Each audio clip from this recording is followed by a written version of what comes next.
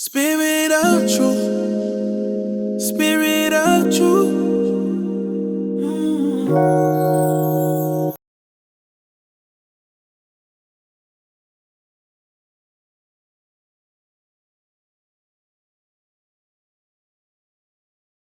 Separation isn't always about resentment of a person. Sometimes, leaving is simply an act of obedience to the Most High. When situations vex your spirit, especially when they are repetitive, maybe you need to walk away. When stepping away from a relationship, situation, or environment, it's not always fueled by anger, and it doesn't mean you hate the people you turn from, but rather by a deep sense of duty to oneself or to someone else's wishes. Obedience can require making difficult choices, including walking a path that is unfamiliar or uncomfortable, all because it aligns with a greater good or a guiding principle. For some, leaving stems from honoring commitments or respecting boundaries set by others, even if the heart longs to stay. Ultimately, separation rooted in obedience can be an expression of respect, personal growth, or trust in a process that transcends immediate emotions. Sometimes, distancing yourself from someone you care about is necessary to safeguard your own peace and the peace of those around you. If someone consistently disrupts your spirit, it might be time to respect your boundaries by limiting contact and keeping your distance. Romans 16:17. Now I beseech you, brethren, mark them which cause divisions and offenses contrary to the doctrine which ye have learned, and avoid them. We are often taught that love means access. The prevailing assumption is that genuine love always welcomes everyone in, with no limits or distinctions. But Scripture does not teach unlimited access. It calls for ordered relationships. For instance, we see Yahushua himself set boundaries with crowds and even withdraw to pray alone. Luke 5:16. And he withdrew himself into the wilderness and prayed. Demonstrating that love can include healthy limits. This is not limited to the title of a person. Matthew 12:48. But he answered and said unto him that told him, Who is my mother, and who are my brethren? There is a structure and wisdom to how we relate to others, guided not by indiscriminate openness, but by discernment and purpose.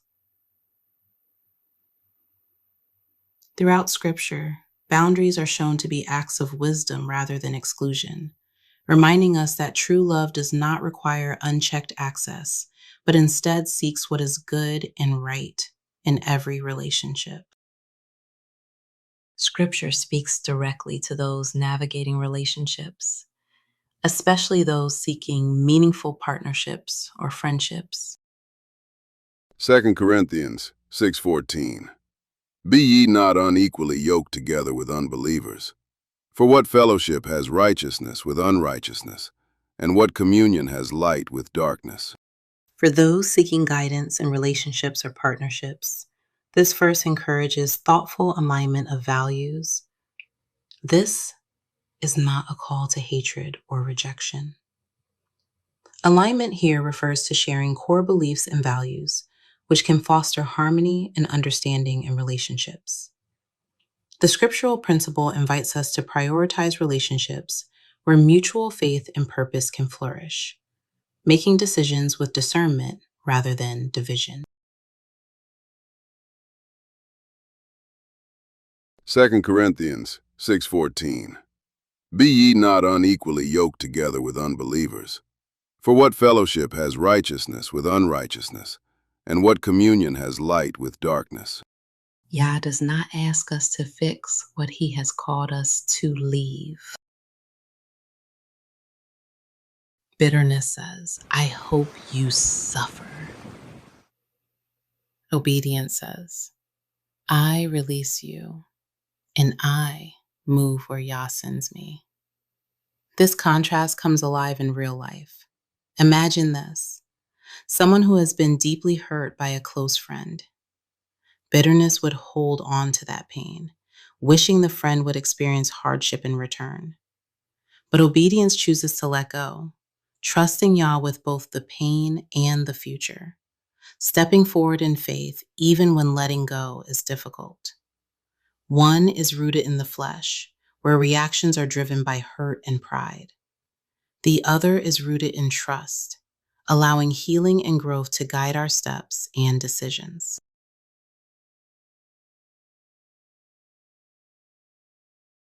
Sometimes separation is essential, not optional. When someone's influence disrupts your values or clouds your judgment, stepping away preserves integrity. Matthew 7:16.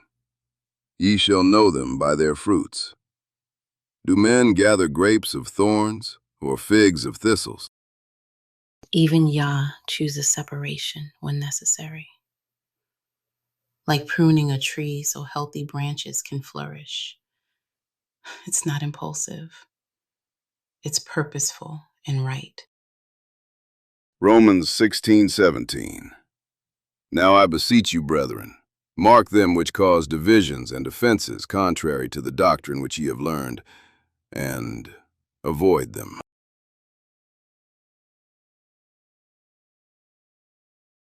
Choosing to remove yourself from a difficult environment does not automatically justify shifting blame onto others involved.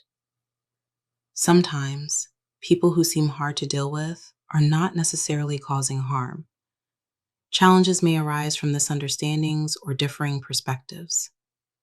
Practicing discernment requires a humble attitude that recognizes one's own limitations and avoids quick judgments. Moreover, it is important to remain committed to doing what is right, even when it goes unnoticed or unappreciated by others, as true obedience comes from personal integrity rather than external approval. By approaching situations thoughtfully and taking responsibility for your own actions, growth and understanding are more likely to result. If Yah asks you to step back, it's not out of hatred for others. It's to protect what is happening within you. True obedience means listening and acting without argument. Peace is often the confirmation you have done the right thing. It settles your heart and quiets inner turmoil.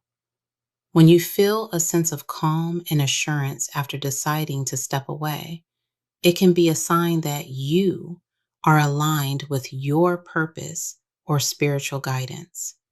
This inner peace serves as a gentle affirmation, helping you recognize that you are moving in the right direction, even if the path is difficult or misunderstood by others.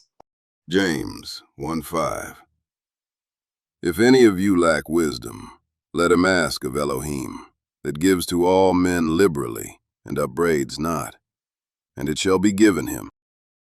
2 Corinthians 6:14-17.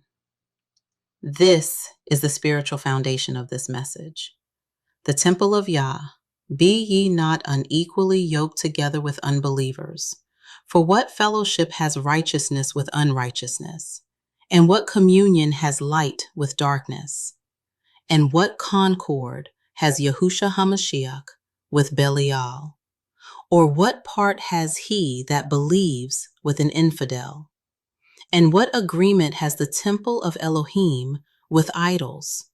For ye are the temple of the living Elohim. As Elohim has said, I will dwell in them and walk in them, and I will be their Elohim, and they shall be my people.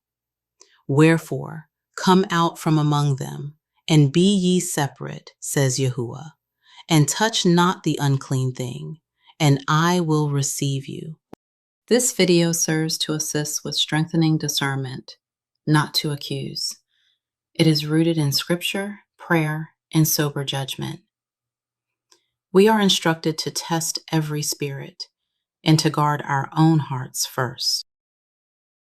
1 John 4:1. Beloved, believe not every ruach, but try the ruachoth, whether they are of Elohim, because many false prophets are gone out into the world. Well, until next time, thanks for watching. Remember to seek Yah for yourself and do your own research.